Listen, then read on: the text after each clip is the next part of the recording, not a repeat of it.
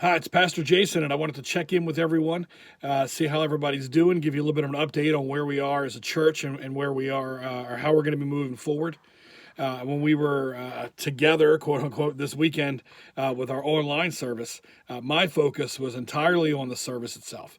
It was still kind of a shock to get the word that we weren't going to be allowed to meet in person. So I was just worried about getting the service done and to you.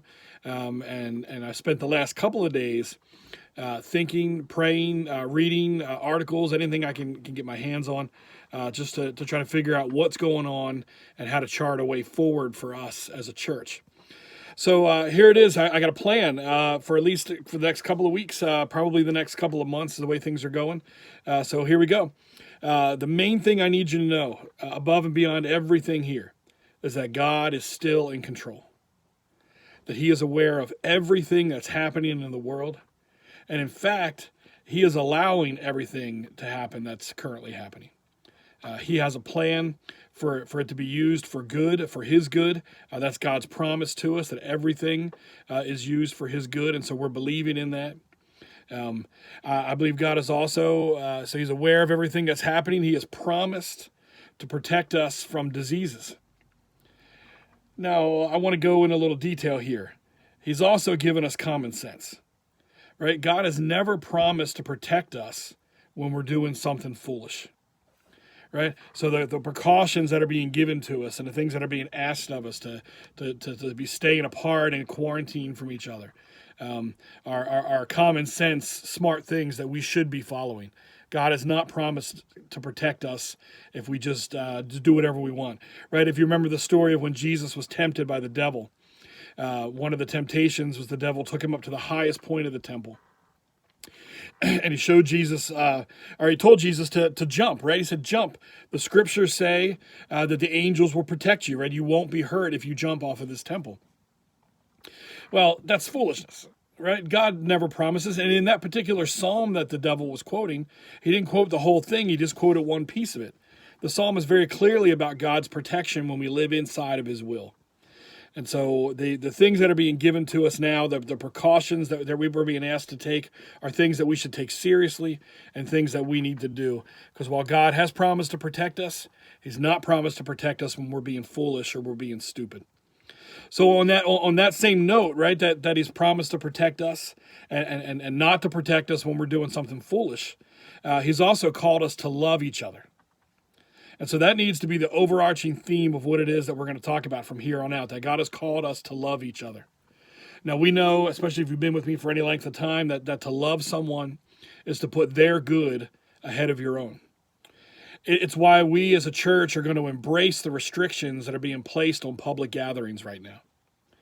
So our job is to love each other, right? And to protect, to put the good of others ahead of our own. We want to love, protect the ones that are vulnerable. Right, the ones that are in our own church, want people that are in our own family that are vulnerable to this particular virus. Our staying apart helps them to stay safe and helps us not to carry it to them. We want to protect and love on those that are in the healthcare system. Right, if it gets overwhelmed as it has in other countries, then even bigger problems are going to result. And so, as we're being called to love each other, we're going to embrace these restrictions because they're an outward way for us to show our love for those that we're trying to protect, for those in the healthcare system. So let's talk a little bit about our gatherings and what we're going to do in the coming weeks and months. So we're going to continue like we did this past weekend with no gatherings until the end of March.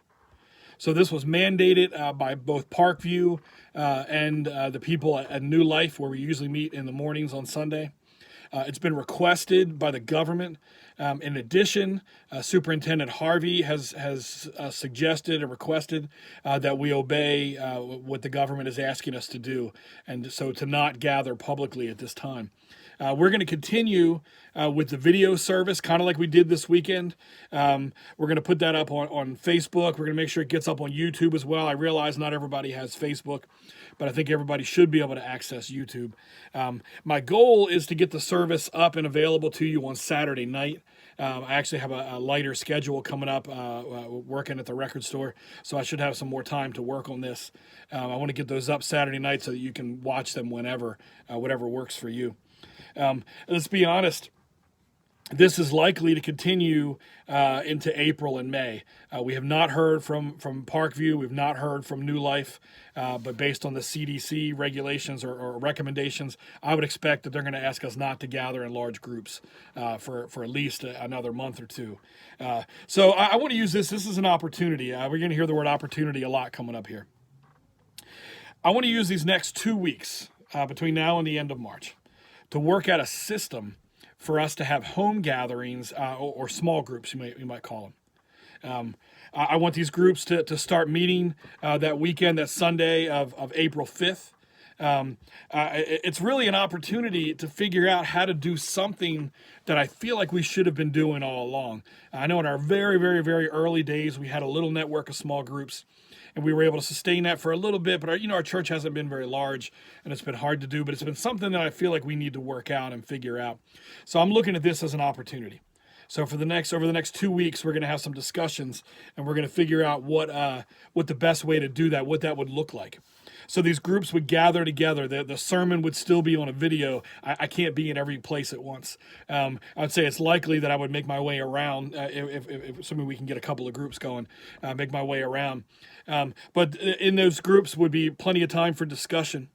The opportunity to pray together, that's something that I think we're missing by not being apart. We can pray, and we're going to talk about that down at the end here. But the opportunity to pray. But I think it's also an opportunity for us to share in the sacrament of communion together. Now, because food is involved and people are handling it, I think we probably might need to figure out a way to make sure everybody feels safe about that. But I think these are the kind of things that we can do together that we really can't do apart. So we want to start gathering together. I don't want to lose that.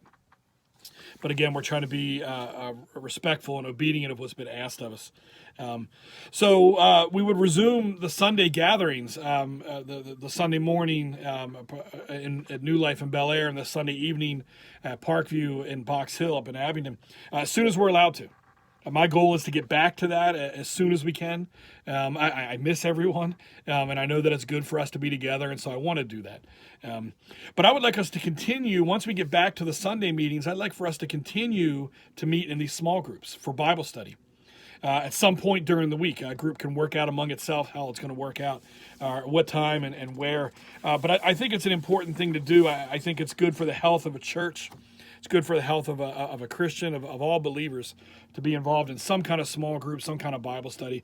So we're going to use this as an opportunity, right? We're going to look at it not as a problem, but as an opportunity to work on something that we need to work on anyway. Even just the idea of recording the sermons is something that I need to work on. I'm really uncomfortable doing that. But I know that moving forward, like as a church, we're going to need to be able to put more of our teachings and more of our services and things online for people to view before they come. And so again, I'm going to look at this as an opportunity. I didn't really have the chance to work on this before, and now we're kind of being forced to do it. So it's going to be a good thing. We're going to make it into a good thing.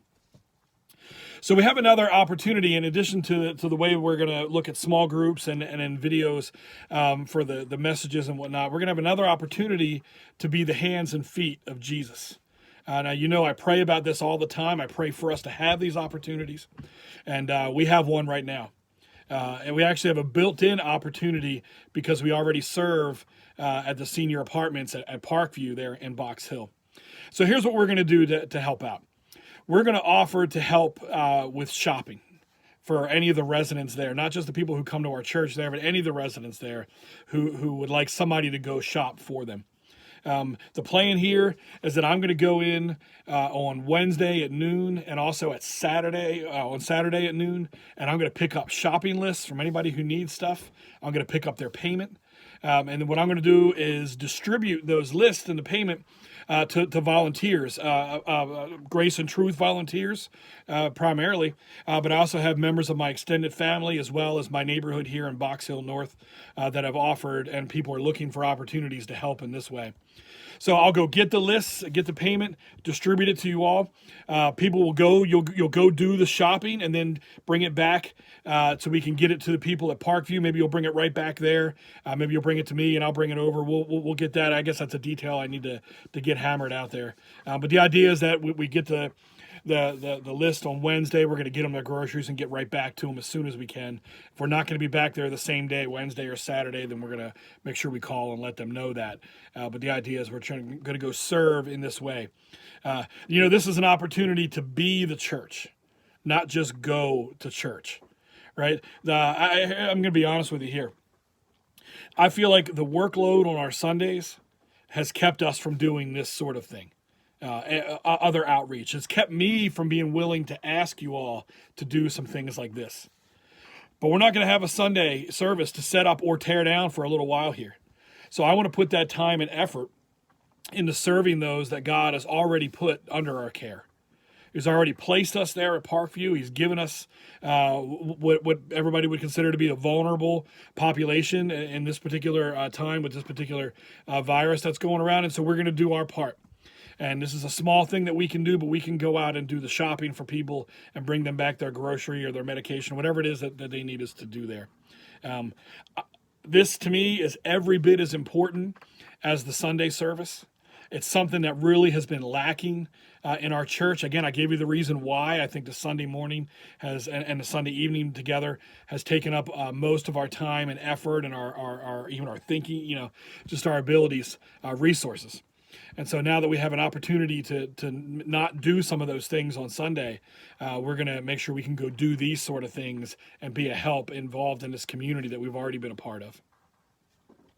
So let me kind of sum this up and give you a couple of things I want you to pray about. Know that in all this, you're welcome to call me. My number's floating around everywhere. It's 410-236-4151. I get a ton of robocalls a day. If I don't recognize a number, I'm probably going to let it go to voicemail, but I will call you right back if you want to talk about any of this or if you need something. But let me just kind of sum up a little bit of what we're talking about here, right? Just remember that God is in control. And in that, we are not to live in fear. We are to use common sense. We are to be wise about the way we live, but we're not to live in fear. God is in control. He knows what's going on. He will bring us through this. Again, He's given us opportunities to do some things here, and even some things that we're not often able to do. He's given us an opportunity to model obedience.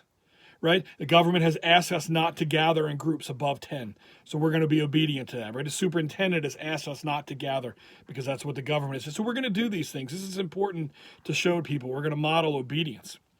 Right? We have an opportunity to work out some things that we kind of need to be doing anyway.